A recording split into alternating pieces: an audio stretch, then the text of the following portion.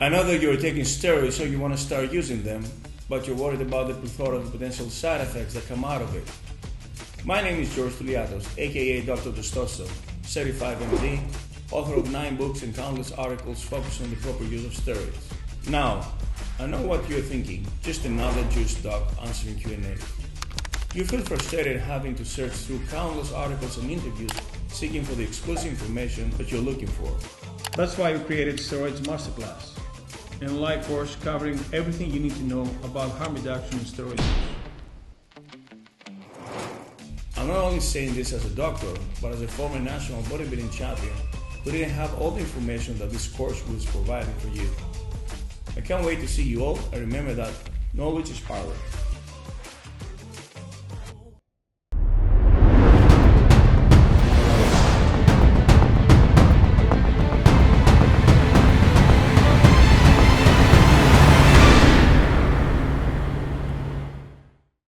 Hey everybody, welcome to Ask Dr. T, starring Dr. George Tuliatos, brought to you by his excellent book, The Bible of Bodybuilding, available on Amazon.com. While you're on Amazon.com, go buy my book because it's so great, Real Bodybuilding. And now all the way from Athens, Greece, please welcome Dr. George Tuliatos. Hi, doctor. How are you? Hi, how was it in New York, bro? Great atmosphere. It was good because for 2 years it's been in Florida. So this was New Jersey, but it was very, very close to New York. Okay. It's like 5 minutes away. But good show, man. Some great champions came out of this. So the runner-up was Italian, eh? Yeah, he looked really good, Andrea Presti. Really? Really rare this for the lineup, and especially to be on top 3. Crazy. Yeah. I mean, he beat Max Charles, he beat Justin Rodriguez, he beat some big names, and he deserved it. He was big, wide, small waist. Conditioning was there, so I'm happy. I saw Nick Walker over there, huh? Nick Walker, did you see what happened at the end of the show? Yeah. I mean, this was a setup of a show. Come on, it was on reality. I don't think it was a setup. I think Blessing planned it, but I don't think anybody else knew except Blessing, because he's up there and he's like yelling to get the microphone. No one understands, why do you want the microphone? And he had it all planned out in his head, I'm sure, but very exciting. Some people don't like it; they think it's too fake, but too flashy. Phony, huh? Yeah, like pro wrestling, you know. Yes. But the crowd was loving it; they were going crazy. But Nick was really cool. He reacted very calm, and confident. I've never seen Nick get upset. He seems like he's a control, an even keeled guy. He doesn't blow up a lot, but yeah, he took it in stride. He said, "I'll kick your ass. I'll kick your." They were just going back. He was massive, huh?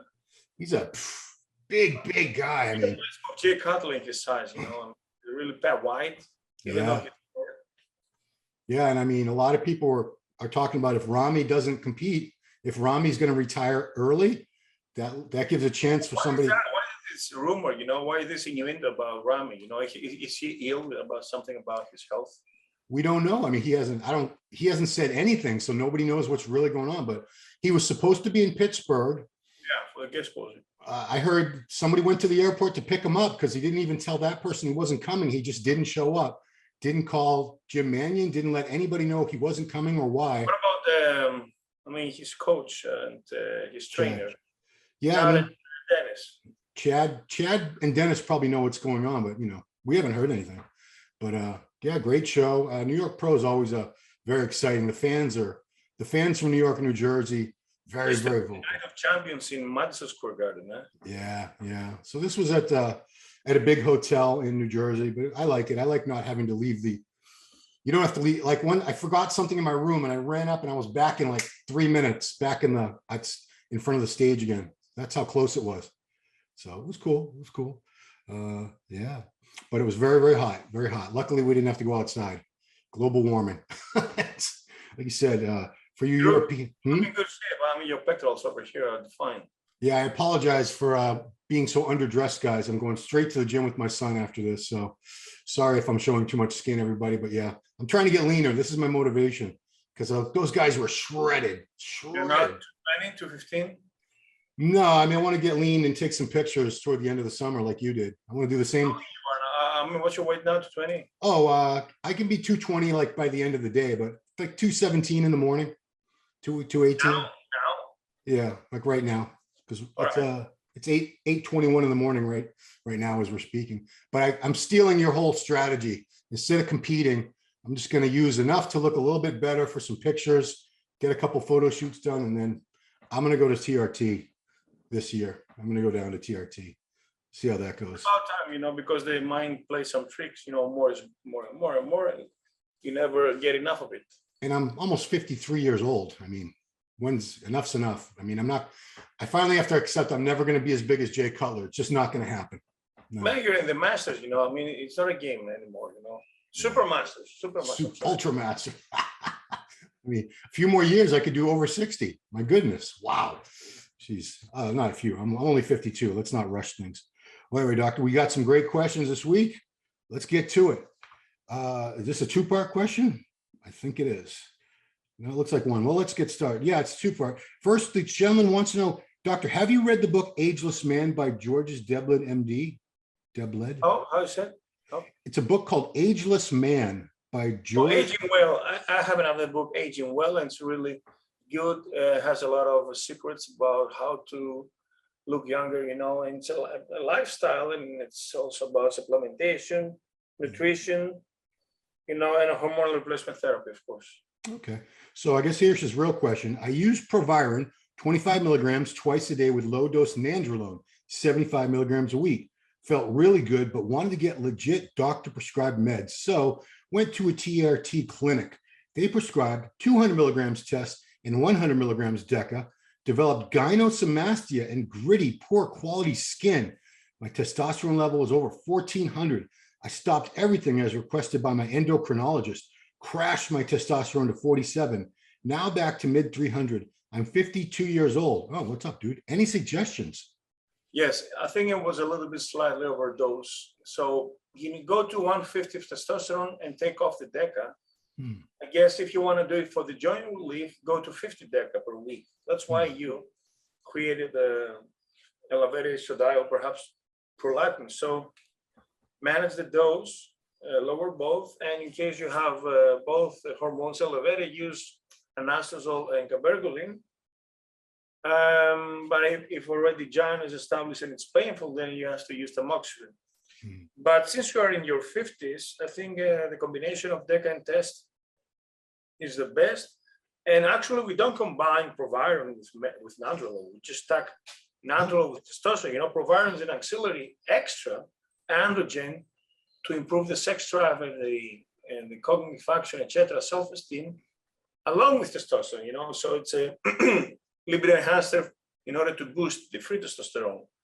So my theory is to use Proviron only if you use some pills, But otherwise, if you use some injectables, then you gotta use the testosterone. Okay. Okay. So should you not combine Proviron with any other injectables aside from test?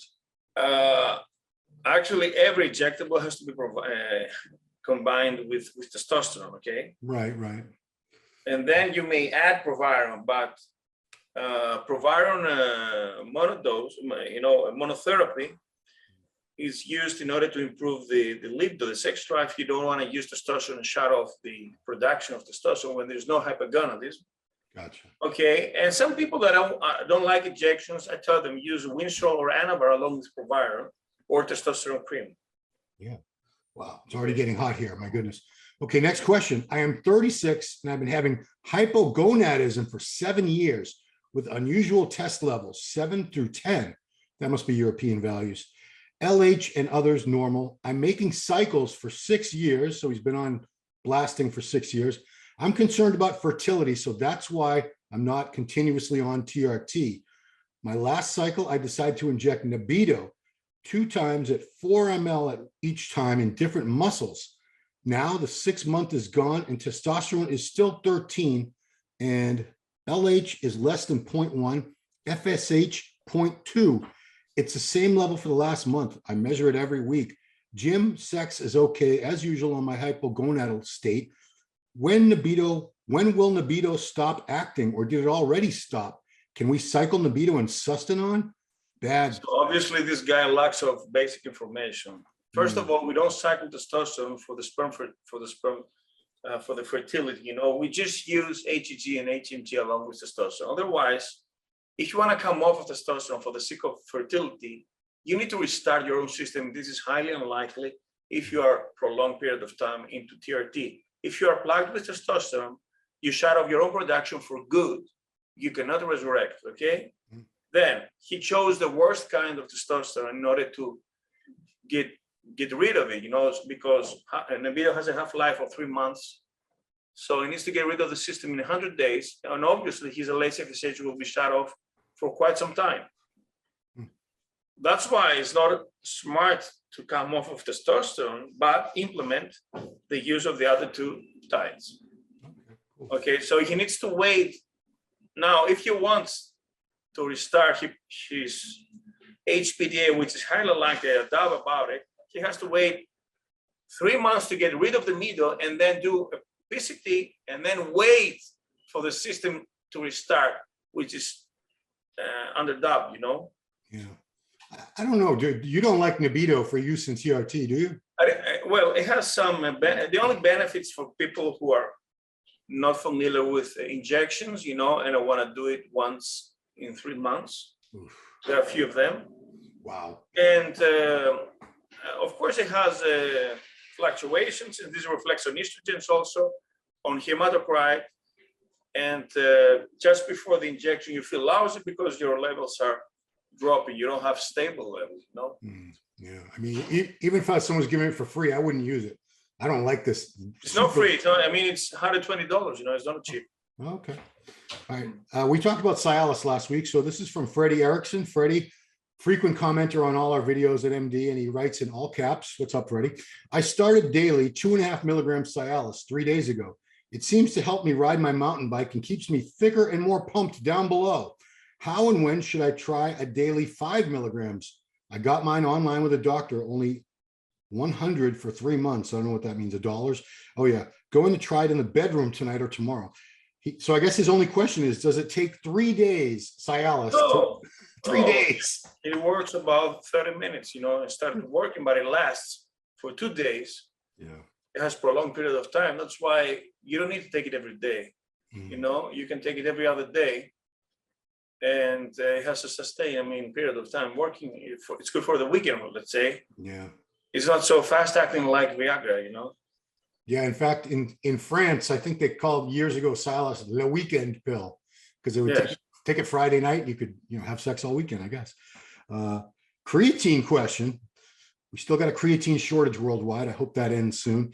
Creatine works wonders for me, but I stopped taking it because it caused me unbearably itchy skin.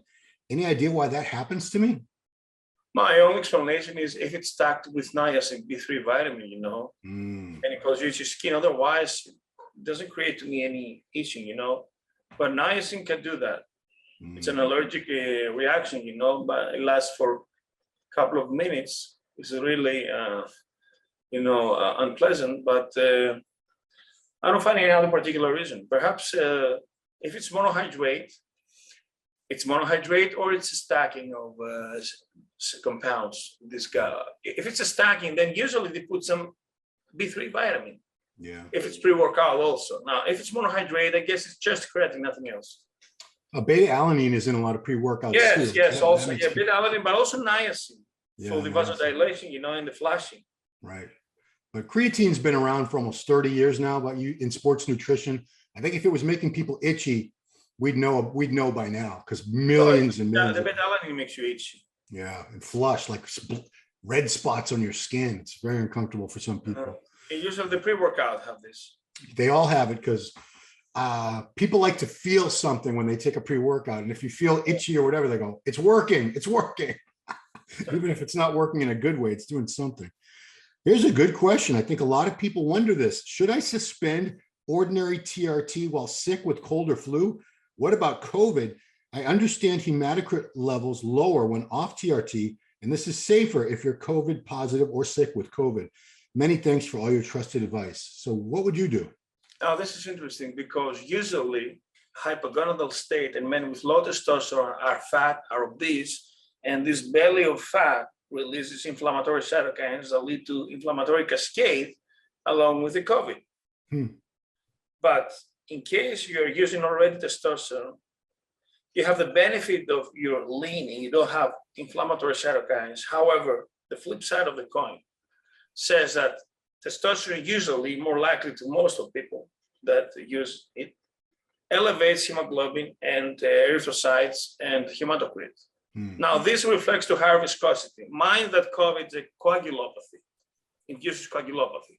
Yeah. However, nevertheless, we may check homocysteine, fibrinogen, and estrogens that play a role in coagulation thrombosis, okay?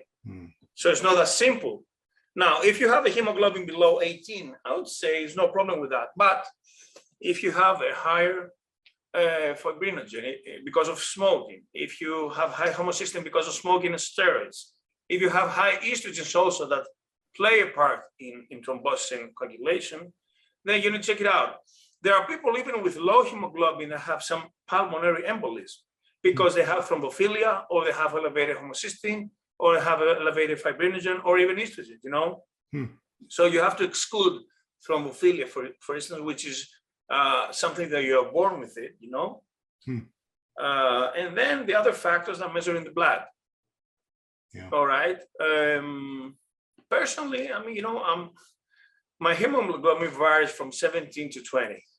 But even though my hemoglobin is always high, I never thought of stopping or lowering testosterone during the COVID pandemic. You know, besides, I never had COVID, you know, in 2 years now.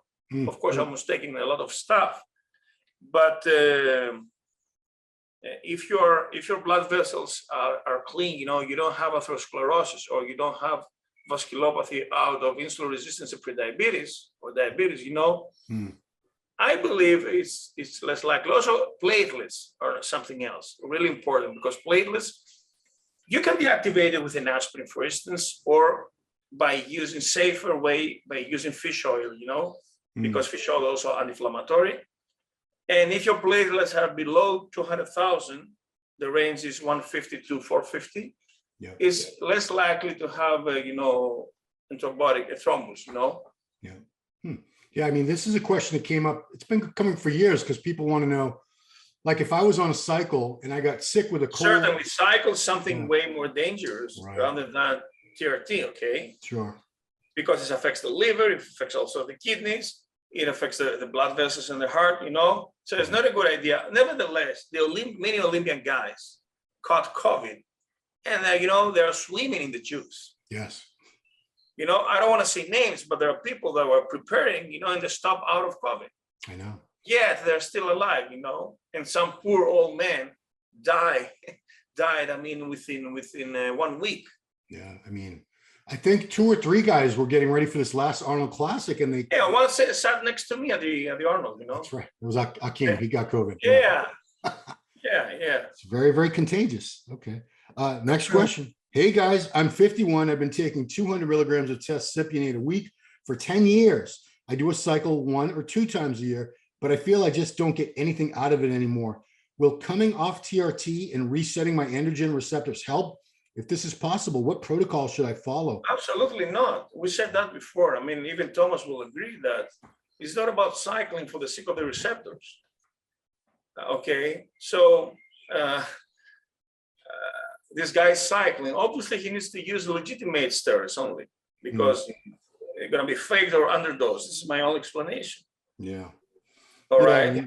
Yeah, the thing is, TRT, as you've said many times, you don't come off TRT ever. No. You need that. Why? It's not absolutely. You cannot live without it. You know, only for 1 month you're going to survive without testosterone. Then your batteries are empty. You're tanked. You know. And you feel drained. Yeah, you'll survive, but you won't be very happy. You won't be. Man, you're gonna be a shadow of yourself, you know, and you're gonna start developing issues. Yeah, depression, low energy, no sex drive, diabetes, metabolic syndrome, obesity, you know, anemia, fatigue. It's not just about having sex or lifting weights. You know, it's more than that. Yeah, it's vitality. You know. Yeah, I mean that's why a lot of people are against TRT. They think that's all it's for, is so you can have. I bet. Ron, I don't want to, you know, brag about using steroids or testosterone, but men who haven't touched testosterone, live without of it, with low testosterone, they are beta males. I'm not sounding cocky or arrogant here. But men with low testosterone are considered as beta males. It's true. Not a matter of looks, but how the whole system works. Yeah. It's about the mind also, Yeah. They have this foggy mind, and they are blurred, short-term amnesia, Yeah, I mean, we need normal amounts of testosterone for all these things. Absolutely. So if you're below normal, you're not really living your best life. That's why teenagers, are like a flame, and a sparkle, because everything is high. Yeah, what a time! What a time in life the teen years were. Oof. Another question about drug interactions. Can I take Proviron if I'm on finasteride and TRT, or is it just a waste of money? It doesn't work. Finasteride blocks only testosterone. No other compound is blocked by finasteride. Okay, so finasteride, dutasteride blocks the conversion and the reduction of testosterone to DHT. But if you do give DHT, it doesn't apply to that. So you're gonna lose your hair. No matter how much finasteride you're taking, it doesn't work to DHT or to Proviron. That's only block testosterone, nothing else. Now, DECA is a slight exemption, but the real deal is about testosterone. Okay, you can cut off the DHT out of testosterone, but not if you take DHT itself or any other anabolic steroid. So I missed it. Can you take Proviron on finasteride and TRT? Or absolutely not. It doesn't work. Oh no. Only testosterone. Only testosterone. Gotcha. Okay. And our final question is about metformin. Hello, doctor. Can we take metformin for anti-aging and fat loss? If yes, what's the best dose? Metformin helps with anti-aging. It lowers glycosylation. It lowers prediabetes. Glycosylations is like when proteins become like candies, glycosylated. I mean, they're covered up with sugar, Yeah. And you have diabetes. And also it mimics the fasting conditions with elevated AMPK that is linked to longevity, because we have the starved mice and the fed mice, and the starved mice live 5 years longer between mice, Yeah. The flip side is that you lower mTOR and IGF-1, but some people don't care about that much about size, They care more about fertility. True. Now, according to in regards to fat loss, what does metformin? It lowers your insulin resistance. When you have increased insulin sensitivity, which is the opposite, you assimilate the food, you get energy out of it, and you don't have fluctuation in your glucose. On the other side, if you have insulin resistance, the food that you take that breaks down to glucose molecules cannot enter the cells. You cannot take energy out of the food. Plus, this floating glucose will kick the pancreas for insulin. You're going to become hypoglycemic, lethargic, but also, I'm sorry, my cats, lethargic, and also going to have cravings. And then you're going to eat more. Plus, this insulin will make you fat. So it's a circle, That's why you need to lower your visceral fat and improve your insulin sensitivity. And actually, metformin can help that, can help to reverse diabetes type 2. Do you take metformin, correct? Yeah, all year round, yes. Yeah. And also Connor does. Do you take it just once a day with a meal or something? Or yes, with breakfast, 1 gram. So I think when I go down to TRT, I'm gonna look into some metformin too. Yes, well, come on, do it. Yeah, I've never. Also, yeah, with prevention, man. You don't have to become diabetic, go to 6%. Yeah. My red flag is 5.5% glycated hemoglobin. You don't need to go to 6% to become diabetic in order to start using metformin. This is the prevention stuff, Yeah, I mean, I don't remember the values, but I was not far away from pre-diabetes on a couple of my values. Yes, I remember. It's because not necessarily because you are under bulking, because of GH also, and some ice creams that you had, this kicks some glycemia. So if you want to have carbs, make them slow release, starchy, hypoglycemic with low glycemic load, and sweet potatoes or brown rice or black rice, instead of the regular potato or the white rice that spikes the insulin, the fruits or the juices, which is the worst case, Yeah. I mean, I like muffins too. So muffins. Man, I like anything, but you have to do sacrifice. I know. Can't have it all, guys. You can't. I never had pizza for quite some time, in years. I guess you haven't eaten pizza in years. Well, I think it was 3 to 4 years ago, Wow. this protein house store that I go, it was special order pizza, Oh, okay. very, healthy and lean stuff. But I prefer to eat 1 ton of rice, or pasta instead of slice of pizza because, I consider food as a fuel, not as a necessarily pleasure, Yeah. I mean, if I'm trying to get lean, I'm not going to eat pizza, but off season, oh, I love pizza. Delicious.